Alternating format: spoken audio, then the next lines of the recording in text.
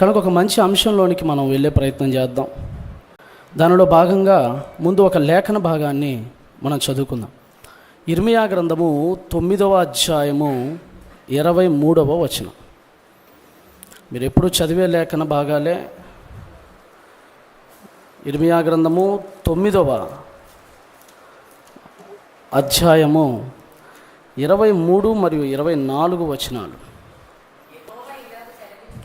యెహోవా ఈలాగున సెలవిచ్చుచున్నాడు, జ్ఞాని తన జ్ఞానమును బట్టియు శూరుడు తన శౌర్యమును బట్టియు అతిశయించకూడదు.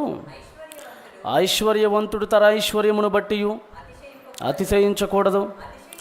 అతిశయించువాడు దేనిని బట్టి అతిశయింపవలెననగా, భూమి మీద కృపచూపుచు నీతి న్యాయములు జరిగించుచున్న యెహోవాను నేనే అని గ్రహించి నన్ను పరిశీలనగా తెలుసుకునను బట్టి అతిశయించవలెను. అట్టి వాటిలో నేను ఆనందించువాడనని యెహోవా సెలవిచ్చుచున్నాడు. మనుజుడు నరుడు అన్నవాడు అతిశయింపకూడదు అనే విషయాన్ని దేవుడు చాలా ఉద్ఘోషతో మాట్లాడుతున్నాడు. అతిశయము అంటే గర్వం, దేన్ని చూసుకునే గర్వం. ప్రతి మనిషికి ఇది ఉంటుంది, కానీ పైకి మాత్రం అబ్బే నాకు అదేం లేదండి అంటుంటాడు. అబ్బే నాకు అదేం ఉండదు సార్, నాకు గర్వం అనేది తెలియదండి అని అంటూనే ఉంటాడు. కానీ లోపల ప్రతి ఒక్కళ్ళకి, చిన్న మొదలుకొని వృద్ధుల వరకు ఏదో ఒకదాన్ని చూసుకొని మనందరం గర్వపడే వాళ్ళమే, ఒకనాడు గర్వపడిన వాళ్ళమే. బాగా అందంగా ఉండేవాళ్ళు తాము చాలా అందగాళ్ళమని, అందగత్తెలమని గర్వపడుతూ ఉంటారు. ఎట్ ద సేమ్ టైం బాగా డబ్బున్న వాళ్ళైతే మాకేం తక్కువరా, మేము చిటికేస్తే కొండ మీద కోతినైనా దింపగలం, అంత డబ్బు మా దగ్గర ఉంది అని డబ్బును చూసుకొని కాళ్ళర్ ఎగరేసే వాళ్ళు కూడా చాలామంది ఉన్నారు. రూపాన్ని బట్టి అతిశయించే వాళ్ళు ఉన్నారు. కానీ ఇలా అతిశయించకూడదు అని ఒకవేళ అతిశయిస్తే అది కేవలం ప్రభువునందు మాత్రమే అతిశయింపాలని మనకు లేఖనాలు చాలా స్పష్టంగా ఘోషిస్తున్నాయి. ఈ మాటలని పక్కన పెట్టి ఒక వ్యక్తి తన జీవితంలో అతిశయించాడు, బాగా అతిశయించాడు, చివరికి వాడిని దేవుడు ఏ గతిపాలు చేశాడు అన్నది మనం ఆలోచిద్దాం. మనం సమయాన్ని ఎక్కువ వృధా చేసుకోకుండా సమూయేలు 2వ గ్రంథానికి త్వరితగతిన వెళ్ళే ప్రయత్నం చేద్దాం. సమూయేలు గారు రాసినటువంటి 2వ గ్రంథము 14వ అధ్యాయానికి రండి. సమూయేలు వారు రచించినటువంటి 2వ గ్రంథము 14వ అధ్యాయము 25వ వచనం. శామ్యూల్ సెకండ్ బుక్, సమూయేలు 2వ గ్రంథము 14వ అధ్యాయము 25వ వచనం. ఇశ్రాయేలీయులందరిలో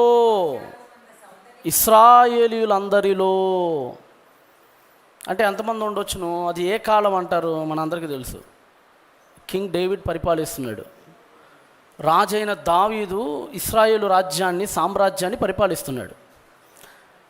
అంటే సుమారు క్రీస్తుకు పూర్వం 1000 సంవత్సరాల క్రిందటి గాథ. క్రీస్తుకు పూర్వం 1000. ఇప్పుడైతే మన ప్రపంచ జనాభా 850 కోట్లు రమారమి దగ్గర పడింది. కానీ యేసుక్రీస్తు వారి కాలంలో ప్రపంచ జనాభా ఎంత ఉండేది కాదు, కేవలం 30 కోట్లు అంచనాల ప్రకారంగా. ఇక యేసు కంటే ముందు 1000 సంవత్సరాలంటే దాదాపుగా ఒక అంచనా ఏంటంటే సుమారుగా ఒక 7 కోట్ల మందికి మించి ఉండకపోవచ్చు అనేది ఒక అంచనా. ఎందుకంటే అమెరికా కానీ, ఆస్ట్రేలియా కానీ, అంటార్కిటికా అండ్ ఆర్కిటికా ఖండాలు నిన్నగాక మొన్న కనుగొనబడ్డాయి. అంతకుముందు ఆడ పెద్ద జనాలు ఎవరు నివసించేవాళ్ళు కాదు. ఆస్ట్రేలియా అయితే 1610లో కనుగొనబడింది. అమెరికా అయితే అది కూడా 1498 ఆ టైంలో కనుగొనబడింది. అంతకు మునుపు there is no continents about I talk. ఏదైతే నేను చెప్పానో ఆ కాంటినెంట్స్ అనేవి లేవు. కేవలం ఆ రోజుల్లో ప్రజలు ఉనికి కలిగి నాగరికతలు వర్ధిల్లినవి కేవలం ఆసియా, ఆఫ్రికా, యూరప్, ఈ 3 దేశాల్లోనే. అంతెందుకండి, ఈరోజు మన భారతదేశపు జనాభా 140 కోట్లు. ఈరోజు ప్రస్తుతానికి సుమారుగా స్వతంత్రం పొందుకునే టైంకైతే కేవలం 30 కోట్లే భారతదేశపు జనాభా. కేవలం 30 crores, కేవలం 30 కోట్ల మందే ఉండేవాళ్ళం 70 ఏళ్ల క్రిందట స్వతంత్రోద్యమ కాలానికి. సీన్ కట్ చేసి 70 ఏళ్ళ తర్వాత ఇప్పుడు చూస్తే 30 × 2 60 దాటిపోయింది, 120 దాటిపోయింది, 130, 140 బాగా పెరిగిపోయింది. ఇక 70 ఏళ్ల క్రిందటే మన దేశ జనాభా 30 కోట్లు అంటే ఇక క్రీస్తుకు పూర్వం 1000 ఏళ్ల క్రిందట ప్రపంచ జనాభా ఎంత అల్పంగా ఎంత స్వల్పంగా ఉండేది అనేది మీకే వదిలేస్తున్నాను. వాళ్ళలో సుమారుగా ఇస్రాయేలీలు ఒక 55 లక్షల మంది ఉండొచ్చును బహుశా, మేబీ ఒక 30 lakhs ఆర్ 55 lakhs ఉండొచ్చు. వారిలోనట అంటే అంత గొప్ప ఇస్రాయేలీలు అనే ఒక 60 లక్షల మందిలోనట 25 చదవగలరు. ఇస్రాయేలీలు అందరిలో అబ్షాలోమంత సౌందర్యము గలవాడు ఒక్కడు లేడు. ఒక్కడంటే ఒక్కడు కూడా లేడంట. కాంపిటీషన్ పెడితే ఇస్రాయేలీలకి అందంలో గోల్డ్ మెడల్ ఎవరికి వచ్చేదంటే అబ్షాలోంకే వచ్చేది. 60 లక్షల మందిలో పోటీ పెడితే ఇతనికి సాటైన వాడు ధీటైన వాడు ఒక్కడు లేడట. ఈరోజు మన దగ్గరకు వస్తే మన అందం మన ఇంటికే పరిమితం. నువ్వు నేను చూసుకుని అద్దంలో మురిసిపోవాలి భలే అందంగా ఉన్నామని. మన ఇంటి పక్కన వాళ్ళు మనకంటే అందగాళ్ళు ఉంటారు. మన వీధిలో అయితే ఇంకొకళ్ళు అందగాళ్ళు ఉండొచ్చు. మన అందం మన చందం ఒక సెక్షన్కి పరిమితం. స్కూల్లో ఒకసారి ఆలోచించండి, సెక్షన్లో బ్యూటిఫుల్గా ఉండే బాయ్స్ అండ్ గర్ల్స్ కొంతమంది ఉంటారు. క్లాస్ వైడ్గా టోటల్ అన్ని సెక్షన్స్ కలుపుకుంటే వీళ్ళు పనికిరారు, ఇంకొకళ్ళు వస్తారు పోటీకి. ఇక కాలేజీ మొత్తం మీద ఎవరంటే ఇంకొకళ్ళ పేరు వెళ్ళిపడుతుంది. అలాగా అందం అనేది చందం అనేది మంది ఒక 5గురితో పోటీ పెడితే గెలిచిద్దేమో మన అందం, ఒక వీధికి పోటీ పెడితే గెలిచిద్దేమో మన అందం, డిస్టిక్ లెవెల్కి వెళ్తేనే మనందరం ఓడిపోయే అందం మనందరిది. కానీ ఒక కంట్రీ మొత్తం 60 లక్షల మందిలో అందరిలో ఇతని లాంటి వాడు ఒక్కడు లేడు అని ఏకంగా ఆత్మ ద్వారా పరిశుద్ధాత్ముని ద్వారా శామ్యూల్ రాస్తున్నాడంటే అతను ఎంత పెద్ద అందగాడో మీరు ఆలోచించండి. ఇంకా కింద ఏమంటున్నాడు చూడండి, అరికాలు మొదలుకొని తల వరకు, నకసికం అంటారు కదా, ఆపాద మస్తకం అంటారు. మళ్ళీ పాదం అంటే కాలు, మస్తకం అంటే తల, ఆపాద మస్తకం. అరికాలు మొదలుకొని తల వరకు ఏ లోపమును అతని యందు లేకపోయేను. There is no defects. ఎలాంటి డిఫెక్ట్స్ లేవట. ఎక్కడి నుంచి? అరికాలు దగ్గర నుంచి కొలత వేయటం స్టార్ట్ చేస్తే తల వరకు ఏ డిఫెక్ట్ లేదంట అసలు అతనిలో. ఈరోజు మనం చూడండి, మనకు అన్నీ బాగానే ఉంటాయిలే కానీ ఎక్కడో దగ్గర తేడా కొట్టేస్తుంది మన అవయవాలు. అంత బాగానే ఉంటాం, ముక్కు మాత్రం కేసీఆర్ టైప్లో వస్తుంది ముందుకి. I'm right are not? వస్తుంది. సరే మొహం అంతా బాగానే ఉంది అనుకునే లోపల అయ్యగారి కిందకు వస్తే అంత బట్టతలే. కొంతమంది తెగ బాధపడిపోతుండే జుట్టు ఊడిపోతుందని. ఇంకా ఆడాలకైతే మరింత శ్రద్ధ ఎక్కువ. మొన్న ఎవరో కన్వీనర్లు పిలిస్తే వాళ్ళ ఇంటికి పోయే దడుచుకున్నా నేను. ఏంటంటే మొత్తం అట్టుపిండి పెట్టేసింది, దోశపిండి కాపాడుకోవటానికి. వాడని షాంపూలు ఉండవు, పాటించని ఆయన ఎవరో ఉంటారు ఆయుర్వేదిక్ మంత్రి సత్యనారాయణ. ఆయన అయితే కొన్ని జుట్ల గురించే ఉంటాయి 10లో ఒక 5 వీడియోలు. ఈరోజు పెద్ద సమస్య అయిపోయింది. సరే జుట్టు బాగుంది అన్నీ బాగున్నాయి అనుకునేటప్పటికి హైట్ మాత్రం పొట్టిగా ఉంటాడు. అవునా? ఉంటాడు. అన్నీ బాగుంటుంది. సరే కొంతమంది అంతా బాగుంటారండి, ఆ కింద కాళ్ళ దగ్గర వేలు మీద ఇంకో వేలు వచ్చి ఉంటుంది కొంతమందికి. అంటే మనలో ఎవరు పర్ఫెక్ట్ లేరు. మనలో ఎవరు పర్ఫెక్ట్ లేరు. ఎక్కడో ఒక చోట మన దగ్గర వంకబడిద్ది వచ్చి. పెద్దలేదా అంటారు కదా, పెళ్లి కూతుర్ని చూసిన పెళ్లి కొడుకు అన్నాడట, అమ్మాయి అంతా బాగానే ఉంది లేదని కొద్దిగా మెల్ల అన్నాడట. అంటే ఎంత అందం ఉన్నా సరే ఒక చిన్న మెల్లతో అందం మొత్తం ఖరాబ్ అయిపోద్ది మనకి. అది మనవి. కానీ అలాంటిది కాదు ఆయనది. అరికాల దగ్గర నుంచి జూమ్ చేసి భూతద్దం వేసి ఒక్కొక్క అవయవం ఒక్కొక్క ఆర్గాన్ని కనుక లెక్క పెడితే ఇదిగో ఇక్కడ వంకు ఉందండి అని చెప్పటానికి అవకాశం లేదంట అతను అందంలో. అంత గొప్ప అందగాడట అతను. ఇంకా చూడండి. తన తల వెంట్రుకలు భారముగానున్నందున ఏటేటా అతడు వాటిని కత్తిరించుచూ వచ్చెను. తల వెంట్రుకలు భారం అయిపోయినట్టు అతనికి. భారం అదే కదండి. మ్యాక్సిమం తల వెంట్రుకల ద్వారానే అందం అనేది డిపెండ్ అయి ఉంటుంది ఎవరికైనా. తల వెంట్రుకలు ముఖ్యంగా జుట్టు చాలా ఇంపార్టెంట్. మా వీధిలో మా కజిన్ ఒక అమ్మాయి ఉంటుంది. ఆ అమ్మాయి కోరిక ఏంటంటే బాగా జుట్టున్న కుర్రోని పెళ్లి చేసుకోవాలి. అమ్మాయి కోరిక ఎంతవరకు ఉండాలంటే ఇక్కడ దాకా ఉండాలి జులపాలు. కోరిక. చాలా సంబంధాలు వచ్చినాయి. లేదు నాకు వద్దు, వీడికి ఒక అంగుళం తగ్గింది జుట్టు, ఆడొద్దు నాకు, వీడికి జుట్టు కొద్దిగా పలసకుంది, ఈడొద్దు నాకు.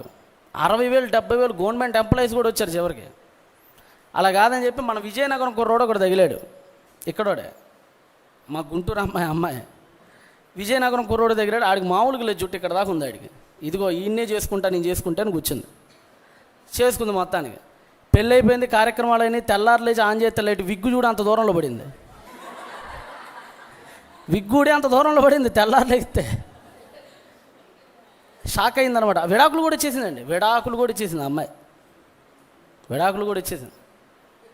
అంటే తల అనేది చాలా ఇంపార్టెంట్ చాలామందికి. జుట్టు ఇప్పుడు మగాళ్ళకి పెద్ద సమస్య అయిపోయింది అది. ఇక్కడ అలాంటిది కాదట మనోడి తల. ఎలాంటిదట? తన తల వెంట్రుకలు భారంగా ఉన్నందున ఏటేటా తొడవాతిని కత్తిరించువచ్చును. కత్తిరించినప్పుడల్లా వాటి ఎత్తు రాజు తూనికను బట్టి 200 తులాలు. 200 తులాలు రాజు తూనిక అంటే ఇంచుమించు సుమారుగా 3 కేజీల బరువు. అది ఎన్ని కేజీల బరువు? మన ఎంత ఉండవండి. మన ఎంత ఉంటాయంటారు బరువు? మనవి 50 ounces మాత్రమే ఉంటాయి. అకార్డింగ్ టు సైంటిఫిక్ క్యాలిక్యులేషన్ ప్రకారంగా ఒక వ్యక్తికి 150,000 వెంట్రుకలు ఉండొచ్చును బహుశా, కొద్దిగా మందంగా జుట్టున్నోడైతే. ఎంత ఇప్పుడు జుట్టు ఎలాంటిదంటే నువ్వు ఎంత బరువైనా వేయి, అది వెయిట్ ఎక్కువ రాదు, చివరికి వస్తుందా? మొన్న ఎవరో ఒక ఆవిడ గొడవ పడుతుంది వీధిలో వస్తుంటే. ఎందుకంటే ఈ జుట్టు అంతా ఇలా అనుకున్నప్పుడు వెంట్రుకలు వస్తుంటాయి కదా దువ్వెనలోకి, అవన్నీ తీసుకొని ప్లాస్టిక్ డబ్బాలు దాచి పెడుతుంటారు వీళ్ళు. ఉల్లిపాయలు ఉడికి ఎవరో ఒకరికి వేస్తే ఉల్లిపాయలు వస్తాయని. ఆవిడ మొత్తానికి 2 ఏళ్ళు కష్టపడి ఇంత ప్లాస్టిక్ సంచినంటే వాడికి ఇచ్చింది. వాడేమో 3 ఉల్లిపాయలు చేతిలో పెట్టాడు. దానికి గొడవ. నీ 3 ఏళ్ళ నుంచి కాపాడుకుంటున్నా నా జుట్టుని, 3 ఇస్తావా నువ్వు నాకు, ఇంకో 5 ఎక్కువ ఇవ్వమని. అంటే జుట్టుకి ప్రాణం లేదు, జుట్టుకి జీవం లేదు.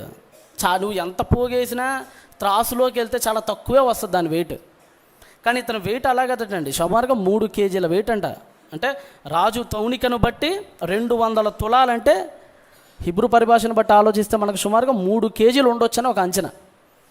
అంటే ఇంత గొప్ప అందగాడు తన జీవితంలో దేవుడు ఇంత గొప్ప అందాన్ని ఇస్తే చివరికి దాన్ని దేనికోసం ఖర్చు పెట్టాడో మనం ఆలోచిస్తే జీవితంలో ఎవడు ఇలా కాకూడదు అనిపిస్తుంది. ఇతని లైఫ్ను మనం అబ్జర్వ్ చేస్తే ఇతనికి ఇంకొక గర్వం ఉందండి. ఇప్పుడు మీకు చూపించాను కదా, అందాన్ని బట్టి గర్వించే గుణం ఒకటి ఉంటే ఇంకో గుణం ఉంది ఇతనికి. ఆ గుణం ఏంటంటే వాళ్ళ తాతగారిని బట్టి ఇంకా ఎక్కువ విర్రవీగడం స్టార్ట్ చేశాడు. మీకు అందరికీ తెలుసు అబ్షాలోము ఎవరో కాదు, హీ సన్ ఆఫ్ డేవిడ్. ఎవరతను? దావీదు కుమారు. దావీదుకు మొత్తం 8 మంది భార్యలు, 18 మంది కొడుకులు. వాళ్ళలో మొదటివాడు అమ్నోను, రెండోవాడు దానియేలు, మూడోవాడు అబ్షాలోము, 9వ నాతాను, 10వ సొలొమోను. ఇలాగ లిస్ట్ అంతా కంటిన్యూ అవుతుంటుంది. అయితే మిగతా వాళ్లకు లేనిది ఇతనికి మాత్రమే ఉన్న ఒక స్పెషాలిటీ ఉంది అబ్షాలోము విషయంలో. 18 మంది కొడుకుల్లో ఎక్కువ మందికి లేనిది ఇతనికి మాత్రమే ఉన్నది, ఒక స్పెషాలిటీ ఉంది. ఆ స్పెషాలిటీ ఏంటంటే దినవృత్తాంతాల గ్రంథాన్ని ఒకసారి తీయగలరు మీరు. అంటే చాలా రేరెస్ట్ స్పెషాలిటీ వాళ్ళ అన్నదమ్ములతో పోలిస్తే. దినవృత్తాంతాల మొదటి గ్రంథము 3వ అధ్యాయము 2వ వచనం. దినవృత్తాంతాల మొదటి గ్రంథము 3వ అధ్యాయము 2వ వచనం. జాగ్రత్తగా చదవగలరు మరియు వినగలరు. గెషూరు రాజైన తల్మై. గెషూర్ అంటే సిరియా దగ్గర ఉంటుంది. గెషూరు రాజైన తల్మై కుమార్తె అయిన మయకాకు పుట్టిన అబ్షాలోము 3వ వాడు. ఎవరి కొడుకట ఇతను? వీళ్ళ అమ్మ ఎవరట? మయకా అట. మయకా వాళ్ళ నాన్న ఎవరట? తల్మయ్య అట. ఈ తల్మయ్య ఎవరట? గెషూర్ రాజట. అంటే వీళ్ళ తాత, వీళ్ళ అమ్మ మయక, వీళ్ళ తాత తల్మయి. ఆ తల్మయి ఎవరంటే ఈజ్ కింగ్ ఆఫ్ గెషూర్. అతను గెషూరుకు రాజు. మిగతా కొడుకుల విషయంలో మనం ఆలోచిస్తే, అంటే ఒకళ్ళిద్దరు సన్స్ని మనం పక్కన పెట్టేస్తే మిగతా వాళ్ళ విషయాలు మనం ఆలోచిస్తే సామాన్య అమ్మలకి పుట్టినటువంటి కొడుకులు. ఉదాహరణకి మనకి సొలొమోను ఉన్నాడు. సొలొమోను వాళ్ళ అమ్మ ఎవరు? రాజకూతురా? రాజకుమార్తె ఆవిడేమన్నా కాదు. బత్షెబ ఎవరు? ఒక సైనికుడి లేదంటే ఒక రాజదేహ సంరక్షకుడైన ఊరియా గారి యొక్క భార్య, అంతే. అబీగైలు ఉన్నాడు, అబీగైలు కొడుకున్నాడు. అబీగైలు ఎవరు? ఒకప్పుడు ఆఫ్టర్ ఆల్ ఒక గొర్రెలు కాసుకునేవారి భార్య, అంతే. వీళ్ళ బ్యాక్గ్రౌండ్స్లో వీళ్ళ అమ్మ వాళ్ళు సామాన్యులో మధ్య తరగతులు అక్కడ తాగిపోద్ది. వీళ్ళ అమ్మల బ్యాక్గ్రౌండ్ చాలామందిది ఒక మేకాలు పక్కన పెట్టేస్తే. ఆవిడకేమో దేవుడు శాపం పెట్టాడాయా, అది మీకు తెలుసు. సో ఇతని ఒక్కడికి ఉన్న గర్వం ఏంటంటే, రే మా నాన్న దావీదు, మీ తాతలందరూ సామాన్యులు రా, కానీ మా తాత ఎవరో తెలుసా? గెషూరు మహారాజు మా తాత, వాళ్ళ కూతురే మా అమ్మ. ఇటువైపు నా బ్యాక్గ్రౌండ్ చాలా గొప్పది మీ బ్యాక్గ్రౌండ్స్తో పోలిస్తే. మొదటి నుంచి కూడా ఇది గర్వం. అప్పుడప్పుడు మనలో కూడా చూడండి, కొంతమంది తప్పులు చేస్తారు. ఎందుకంటే వాళ్ళ తాతలనో ముత్తాతలనో చూసుకొని ఎక్కువ చేస్తుంటారు కొంతమంది. వాళ్ళ వెనక మళ్ళీ ఎవరో సపోర్టర్స్ ఉంటారు. మా నాన్న ఎమ్మెల్యేరా, మా నాన్న కార్పొరేటరా, నేను ఏది చేసిన క్షణాల్లో విడిపిస్తాడరా మా నాన్న. ఈ గర్వం ఒక మనిషిని తప్పు వైపు పరిగెత్తింపేటట్టు చేస్తుంది. యాజ్ లైక్ అలానే ఇతని విషయంలో కూడా వాళ్ళ తాతను చూసుకొని గర్వం. ఆ గర్వం మనకి ఎక్కడ బయటపడిందంటే సమూయేలు గ్రంథంలోనే 2వ గ్రంథం 13వ అధ్యాయానికి రండి ఒకసారి. మీకు అందరికీ తెలుసు, మీకు అందరికీ పరిచయమే. సమూయేలు 2వ గ్రంథం 13వ అధ్యాయంలో అమ్నోను అనేవాడు ఒకడు ఉంటాడు. వాడు దావీదు గారి యొక్క ఫస్ట్ బౌండ్ సన్, జ్యేష్ఠ కుమారుడు. అతను తనకి స్టెప్ సిస్టర్ అయ్యేది, చెల్లి వరుస అవుతుంది. చేయకూడదు చేస్తాడు. దాని గురించి నేను ప్రత్యేకంగా వివరించాల్సిన అవసరం లేదు, బైబిల్ మీరు అందరూ చదువుకున్న వాళ్ళే. అయితే ఆ తామార్ ఎవరో కాదు, ఓన్ సిస్టర్ ఆఫ్ అబ్షాలోం, సొంత చెల్లి. ఎవరికి? అబ్షాలోం అనేవాడికి సొంత చెల్లి. అప్పుడు అబ్షాలోం ఏం చేస్తాడంటే, వాళ్ళ నాన్న ఏమన్నా మా చెల్లికి ఇలా అన్యాయం జరిగింది కదా అని అమ్నోని గారిని ఏమన్నా తిట్టకపోతాడా, ఖండించకపోతాడా, దండించకపోతాడా అని 2 years వెయిట్ చేశాడు. But there is no use at all. ఎలాంటి ఉపయోగం లేకపోయింది దానివల్ల. సో అబ్షాలోమే సొంత పగ తీర్చుకొని అమ్నోని ఏం చేస్తాడు, ఒక పార్టీకి పిలిపించి ఆ పార్టీలో అమ్నోని కూర్చోబెట్టి బాగా తాగిచ్చి సైనికులకు ఆజ్ఞాపించి చంపేమంటే చంపేస్తాడు. అప్పుడు ఎక్కడికి పారిపోయాడో ఒకసారి మీరు 13వ అధ్యాయం 37కు చదవండి ఒకసారి. సమూయేలు 2వ గ్రంథము 13వ అధ్యాయము 37వ వచనం. అన్నయ్యైన అమ్నోనును చంపి ఎక్కడికి పారిపోయాడో 37వ వచనాన్ని చదవండి. అయితే వాళ్ళ అన్నం చంపేసిన తర్వాత, అమ్నోని చంపేసిన తర్వాత అబ్షాలోము పారిపోయి అమీహూదు కుమారుడైన తల్మయి అను గెషూరు రాజు నొద్ద చేరెను. ఎందుకు చేరాడు అంటారు ఇక్కడ? ఎందుకు చేరాడో సమూయేలు చెప్పడం మనకు. కాకపోతే ఇందాక మీరు చూశారు కదా దినవృత్తాంతాలు, దాన్ని బట్టి మనం అండర్స్టాండ్ చేసుకోవాలి. వీళ్ళ తాత పేరు ఇందాక మనం ఏమని చదివాం? గెషూరు రాజైన తల్మయి. ఇక్కడ కూడా మళ్ళీ అదే పదం మనకు కనపడుతుంది 37. అయితే అబ్షాలోము పారిపోయి అమీహూదు కుమారుడైన తల్మయి అను గెషూరు రాజు నొద్ద చేరెను. అంటే మర్డర్ చేయటం, వాళ్ళ తాత దగ్గరికి వెళ్ళి దాక్కోవటం, ఏదైనా తప్పు చేయటం, వాళ్ళ తాత దగ్గరికి వెళ్ళి దాక్కోవటం. ఎందుకంటే వాళ్ళ తాత కింగ్. ఎన్ని తప్పులు చేసినా మా తాత నాకున్నాడు, నన్ను కాపాడతాడు అని గర్వం. అమ్నోనే మంచోడేం కాదండి. కాకపోతే ఇక్కడ ఒకటి చేస్తే బాగుండేది అబ్షాలోం. దేనికైనా ఒక పద్ధతి ఉంటుంది, దేనికైనా ఒక ప్రోటోకాల్ ఉంటుంది. అమ్నోను ఖచ్చితంగా నిందుడే, అమ్నోను ఖచ్చితంగా తప్పు చేశాడు. కానీ పగ తీర్చుట ఎవరి పని అన్నాడు దేవుడు? ఎవరి పని? మీరు పగ తీర్చుకునే కాడికి ఇక దైవం ఎందుకు? పగ తీర్చుట నా పని. శత్రువు తొట్టిల్లినప్పుడు ఒకసారి ఒక మంచి మాట అంటాడు చూడండి. ధర్మశాస్త్రంలో ఒక మంచి మాట ఉపయోగిస్తాడు. ద్వితీయోపదేశకాండం 32-35 తీయండి.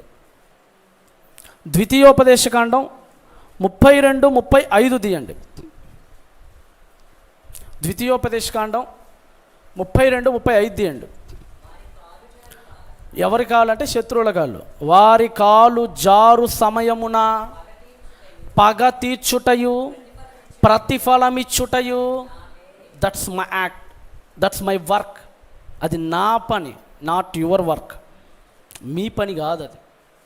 శత్రువులు మీకు ఒకవేళ ఎవరైనా అన్యాయం గనక చేస్తే నాకు మొరపెట్టండి, నేను మీకు ఇస్తా తీర్పుని.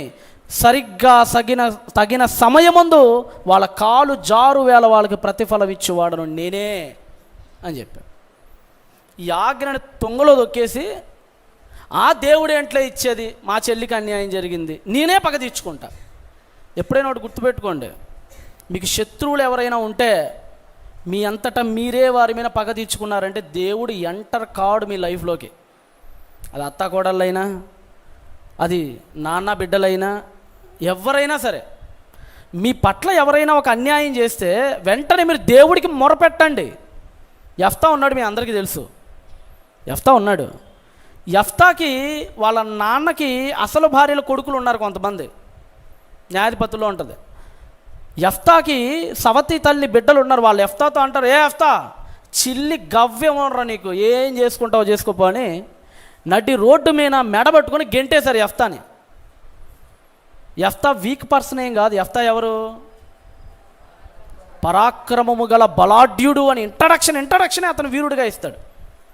మీరు చిత్రమైన విషయం ఏంటంటే, మీరు ఆలోచించండి, 11వ అధ్యాయంలో 13వ అధ్యాయంలో యెఫ్తా వస్తాడు. అంతకుముందు 9వ అధ్యాయంలో ఆస్తి కోసం అబీమెలెకు అనేవాడు 70 మంది తమ్ముళ్ళని ఒక్క రాతి మీదే చంపేస్తాడు. ఎవరు?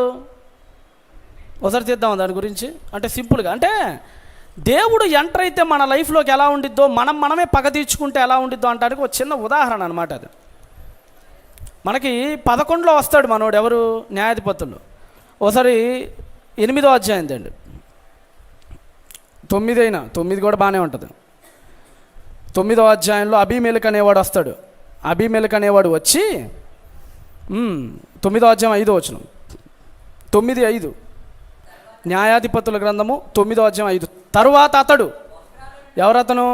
ఆడే అబీమెలెకు, ఒఫ్రాలోనున్న తన తండ్రి ఇంటికి పోయి, యెరుబ్బయలు అంటే ఎవరో కాదు, that is another name of Gideon, గిజ్జోని యొక్క మరొక పేరు అది. తన తండ్రి ఇంటికి పోయి యెరుబ్బయలు కుమారులను, తన సహోదరులైన 70 మంది మనుష్యులను ఒక్క రాతి మీద చంపెను.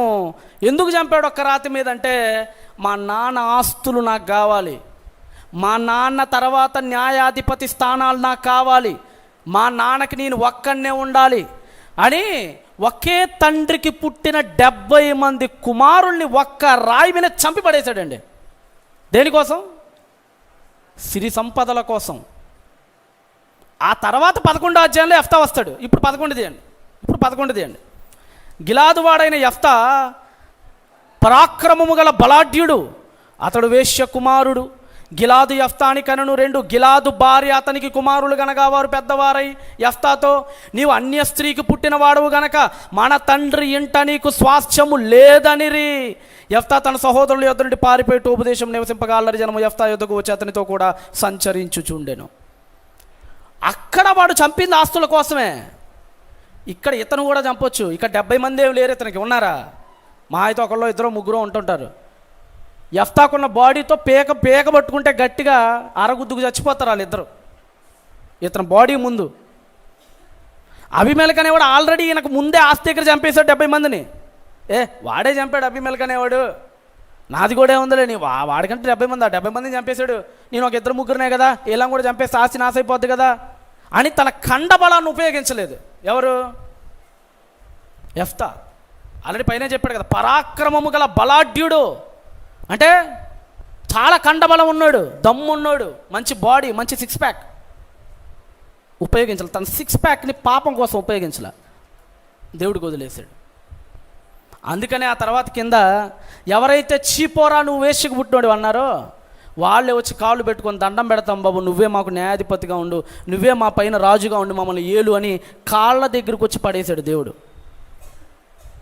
అంటే పగ తీర్చుట నువ్వు దేవుడికి వదిలేస్తే యెఫ్తాలాగా, నిన్ను చీ అన్న వాళ్ళని కాళ్ళ దగ్గరికి వస్తారు, నిన్ను పో అన్న వాళ్ళే నీ శరణు వేడతారు. ఒక రోజున నువ్వు దేవుడికి వదిలేస్తే పగ ఆయన తీరుస్తాడు. ఏమంటే దేవుడి చేతిలో కొడితే దెబ్బ బాధ తగిలిద్దాం, మన చేతితో కొడితే దెబ్బ బాధ తగిలిద్ది చెప్పండి కదా?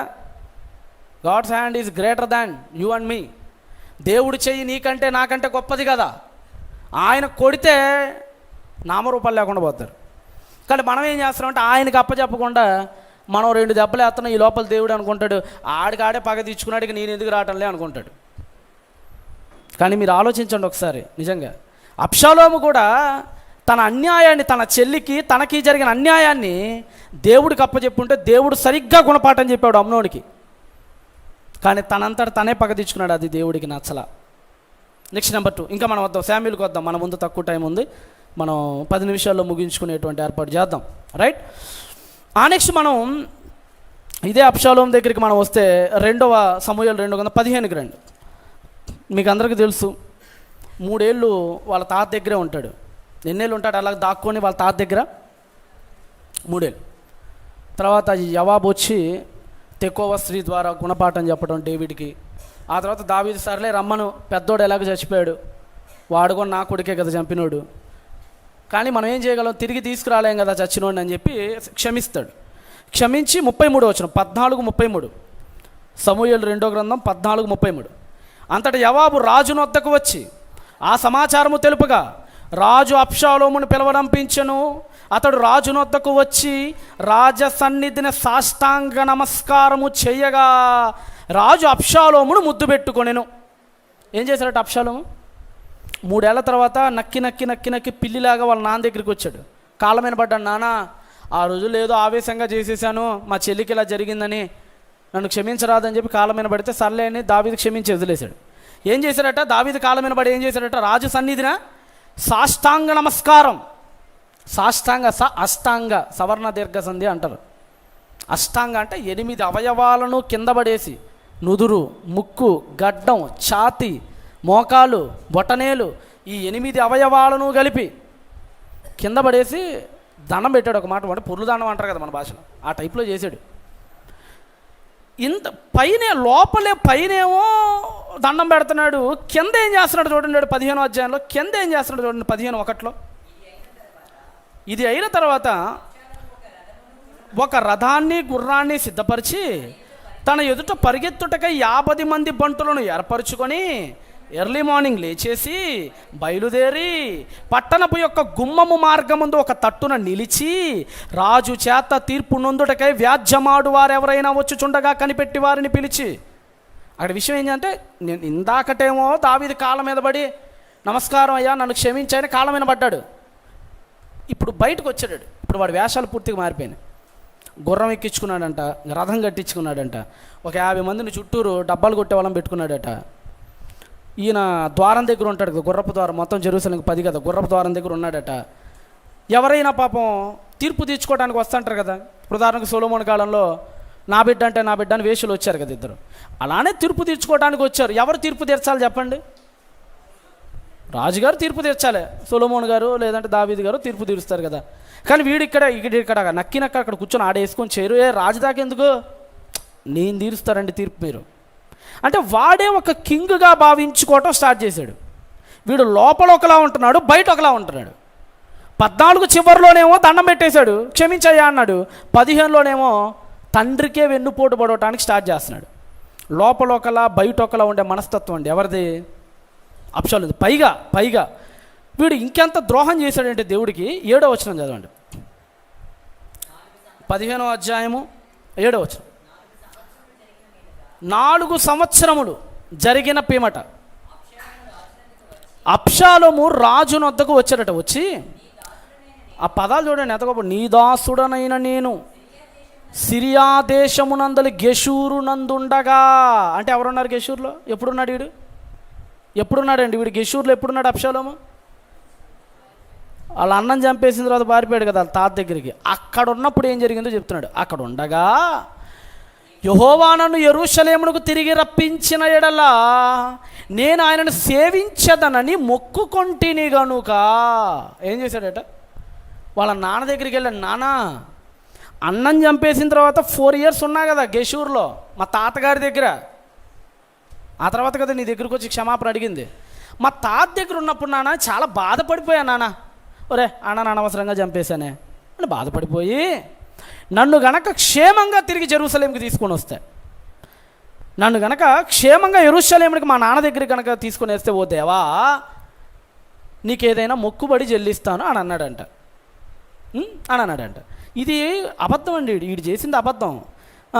మొక్కుబడి తీర్చుకున్నట్టుగా నాకు సెలవిమ్మని మనవి చేయగా 9వ వచనం చదువు. 9 రాజు సుఖముగా పొమ్మని సెలవిచ్చాను గనక అతడు లేచి హెబ్రోనునకి పోయిను. ఇప్పుడు 10వ వచనం చదువుతున్నాను. 15వ అధ్యాయం 10వ వచనం. 15వ అధ్యాయం 10వ వచనం సమూయేలు 2వ గ్రంథం చదువుతున్నాను.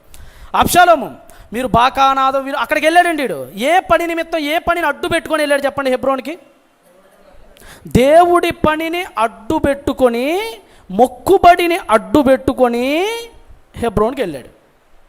కానీ అక్కడ వీడు తీర్చుకుంటుంది మొక్కు కాదు, కుట్ర పండుతున్నాడు వీడు. అక్కడికి వెళ్ళి వీడు ఏం చెప్తున్నాడట, మీరు బాకానాదము విడినప్పుడు అబ్షాలోము హెబ్రోనులో ఏలుచున్నాడని కేకలు వేయండి. రే నేను అక్కడికి వెళ్తాను, నా నెత్తి మీద ఎవడైనా వచ్చి నూనె చల్లండి, బాకాలన్నీ ఊదేసేయండి, ఇక్కడ నుంచి మన కింగ్ ఎవరో కాదు అబ్షాలోమే అని చాటింపేసేయండి, దండోర వేసేయండి. చూడండి, ఒకటేమో అడ్డు పెట్టుకున్నాడు, దేవుడి పనిని అడ్డు పెట్టుకున్నాడు. ఏం చేస్తున్నాడు? దేవుడి పని చేస్తున్నాడా? ఆ రోజుల్లో మొక్కుబళ్ళు అంటే సాధారణంగా ఎక్కువగా తలనీలాలు ఎక్కువ ఉండే. ఆ రోజుల్లో మొక్కుబళ్ళు అంటే మిగతావి కూడా ఉంటాయి, కానీ సాధారణంగా యూజువల్లీ తలనీలాలు ఎక్కువ ఉంటాయి. సో బహుశా వీడికి జుట్టు ఎక్కువ కాబట్టి ఆ తలనీలాలు అర్పిద్దామని అనుకొని ఉండవచ్చు మేబీ. ఆ మొక్కుబడని వీడు అడ్డు పెట్టుకొని వచ్చాడు హెబ్రోన్కి. మనలో ఎప్పుడోనండి మనం ఒక తప్పు, దేవుడితో ఎప్పుడు గేమ్స్ ఆడకూడదు. మనం ఎవరి దగ్గర అయినా నువ్వు గేమ్స్ ఆడు, కానీ దేవుడి దగ్గర అస్సలు గేమ్స్ ఆడకూడదు మనం.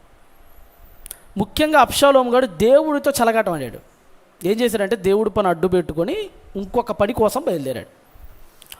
నాకు తెలిసిన ఒక సిస్టర్ ఉంటుంది మా గుంటూరులోనే, వాళ్ళు క్రిస్టియానిటీకి వచ్చారు.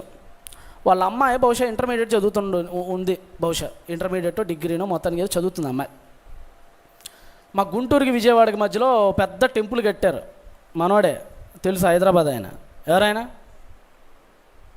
పుర్రా, తెలుగులో కల్వరి అంటారు దాన్ని. ఇంతకు మించి నేను చెప్పను లైవ్లో. డబ్బుల కోసం బాగా బిజినెస్ చేసేవాడు ఒకడు ఉంటాడు. ఈ మధ్య ప్రతి చోట కడుతున్నాడు చర్చిలు. మా దగ్గర కూడా కట్టాడు. ఈ అమ్మాయి వాళ్ళ ఇంట్లో ఏమని చెప్పేదంటే, నేను చర్చికి పోతున్నానని చెప్పి బైబిల్ తీసుకొని బయలుదేరేది, ఆ పేరు చెప్పి వెళ్ళేది. కానీ ఈ అమ్మాయి వెళ్ళేది విజయవాడకి. గుంటూరు నుంచి విజయవాడ 30 కిలోమీటర్లు ఉంటుంది. ఆ రెండింటికి మధ్యలో ఇది ఉంటుంది, ఇప్పుడు నేను చెప్పిన టెంపుల్ ఉంటుంది. ఈ అమ్మాయి ఏమో వెళ్ళటమేమో, అమ్మా నీ చర్చికి వెళ్తున్నానని చెప్పేది పొద్దున్న నేను. కానీ ఈ అమ్మాయి వెళ్ళేది విజయవాడకి వెళ్ళి అక్కడ ఒక పార్క్ ఉంటుంది, బీసెంట్ రోడ్ ఎదురు విజయవాడలో. ఆ పార్క్ దగ్గర వాళ్ళ బాయ్ ఫ్రెండ్తో కలిసి శుభ్రంగా పనికిమాలిన పనులన్నీ చేసి కరెక్ట్గా ఆరాధన ముగిసే సమయానికి మళ్ళీ బైబిల్ పట్టుకొని మళ్ళీ ఏమి ఎరగనట్టు మళ్ళీ ఇంటికి వచ్చేది. 2 ఏళ్ళు చేసిందండి. వీళ్ళ అమ్మోళ్ళు అనుకున్నారు పాపం మా అమ్మాయి ఏదో వెళ్తుంది కదా, వాళ్ళని పాపం బాగుపడుతుంది కదా వీళ్ళు అనుకుంటున్నారు. ఆ అమ్మాయి ఏమో చర్చ్ పేరు అడ్డు పెట్టుకొని, దేవుడు ఆరాధనను అడ్డు పెట్టుకొని విజయవాడ పోయి వాళ్ళ బాయ్ ఫ్రెండ్స్తో చేయకూడని చేసి వచ్చేస్తుండేది. బహుశా ఇది 1.5 year కింద జరిగింది నేను చెప్పింది. ఓ రోజు వాళ్ళ అమ్మ నా దగ్గరికి వచ్చింది, హడావుడికి వచ్చి, అయ్యా ప్రార్థన చేయ వణుకుతుంది ఆవిడ. ఇంతకీ ఏం జరిగిందో చెప్పామంటే ఇప్పుడు ఇదంతా చెప్తుంది ఆవిడ నాకు.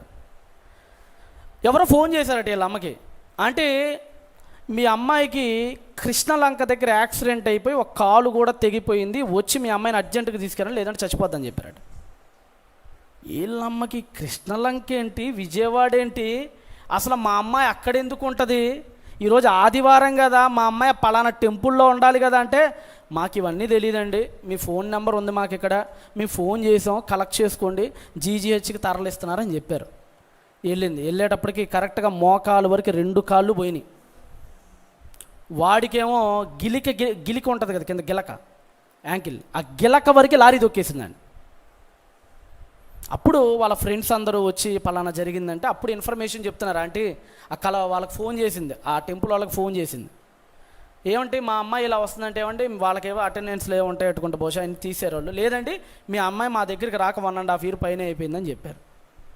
అప్పుడు అర్థమైంది, ప్రతి ఆదివారం ఈ అమ్మాయి దేవుడి పనిని ముందు పెట్టుకొని ఏం చేస్తుండేది, తప్పుడు పనులు చేస్తాడు.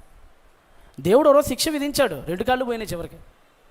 అబ్షాలోము కూడా అదే చేశాడు. అక్కడ దేవుడి పని మొక్కుబడిని అడ్డు పెట్టుకున్నాడు, కుట్ర పన్నటానికి బయలుదేరాడు. ఎప్పుడైనా సరే దేవుడి పనిని ముందు పెట్టుకుని మనం ఎప్పుడు అబద్ధాలు ఆడకూడదండి.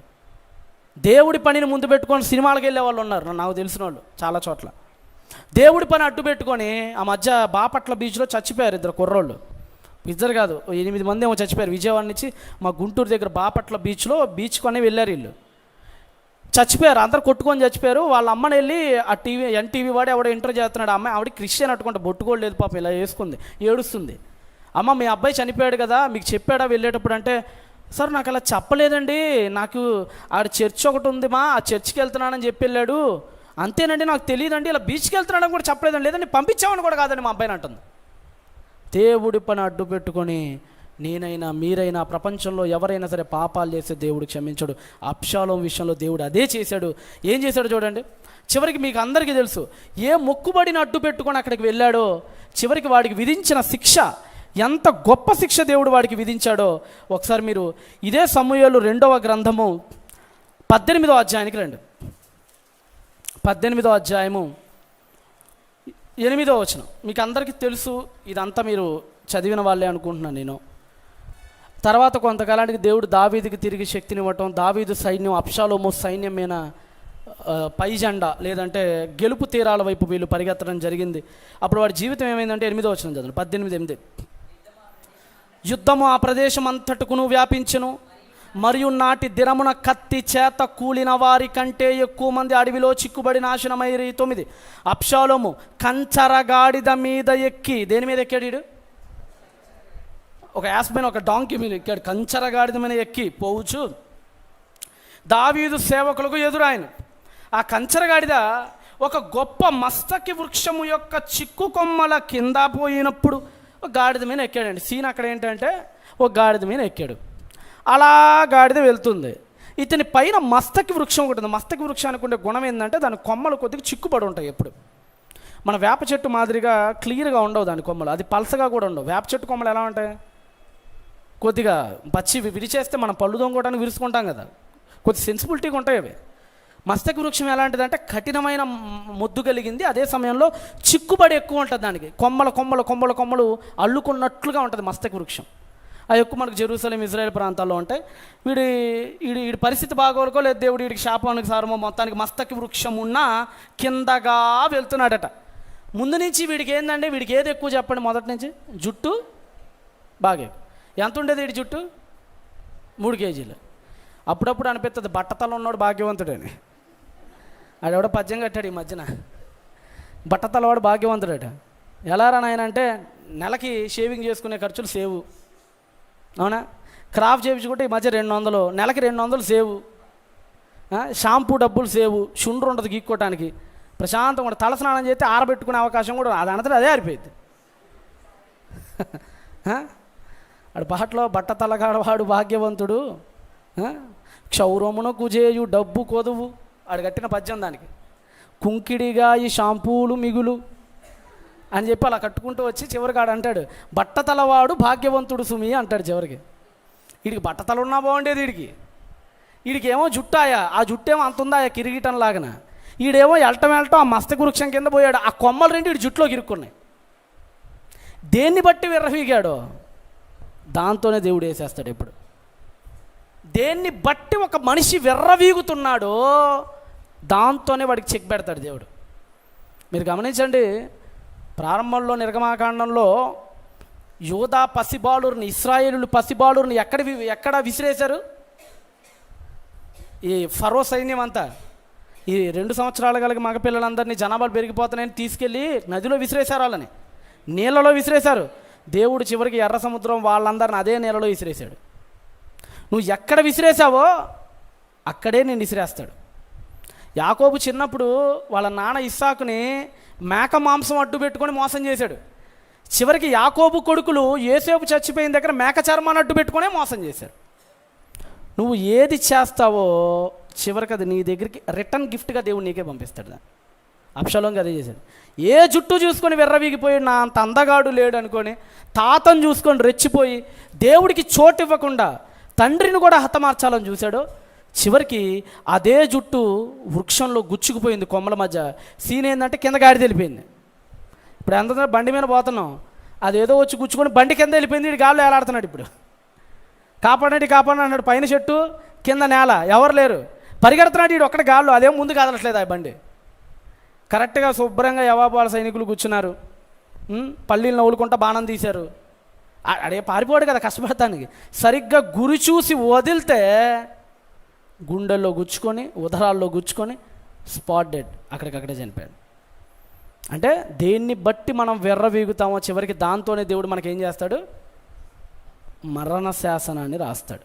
అందుకని అన్నాడు అతిశయించువాడు దేవుని అందు అతిశయించాలి. కొరింథీయులకు రాసిన పత్రిక ముగింపు వచనం, కొరింథీయులకు రాసినటువంటి పత్రిక. అపోస్తలుడైన పౌలు మహానుభావుడు కొరింథీయులకు పత్రికను రాస్తూ 1వ పత్రిక 1వ అధ్యాయం 27, కొరింథీయులకు రాసిన మొదటి పత్రిక 1:27, కొరింథీయులకు రాసిన మొదటి పత్రిక 1:27, ఏ శరీరయు దేవుని ఎదుట కాలర్లు ఎగరేయకూడదు, అతిశయపడకూడదు దేవుడి సన్నిధిలోనట. ఇంకా జ్ఞానులను సిగ్గుపరచుటకే వెర్రి వారిని దేవుడు సెలెక్ట్ చేసుకుంటాడు. మీరు మొదటి నుంచి చూడండి, గొల్లియత్తుగాడు వెర్రవీగాడు వాడు హైట్ని చూసి, చివరికి ఏమైపోయాడు. కాబట్టి మనం కూడా ఎప్పుడు మనకి ఏది ఉందో మీరు గమనించండి. మనలో ఏ గర్వం ఉంది? అందం విషయంలో మనం గర్వపడుతున్నామా? లేదంటే ఏదో పెద్దగా చెప్పగలమనే జ్ఞానం విషయంలో మనం గర్వపడుతున్నామా? డబ్బును చూసుకొని గర్వపడుతున్నామా? మన గర్వం దేన్ని బట్టి ఉందో ఆత్మ పరిశీలన చేసుకోండి ఒకసారి అద్దం ముందుకెళ్ళి. దేవా, పైకి కనపడట్లేదులే కానీ నాకు ఈ గర్వం ఉందయ్యా అని నీకు అనిపిస్తే అర్జెంటుగా దాన్ని తీసి చెత్తబిన్లో పడే.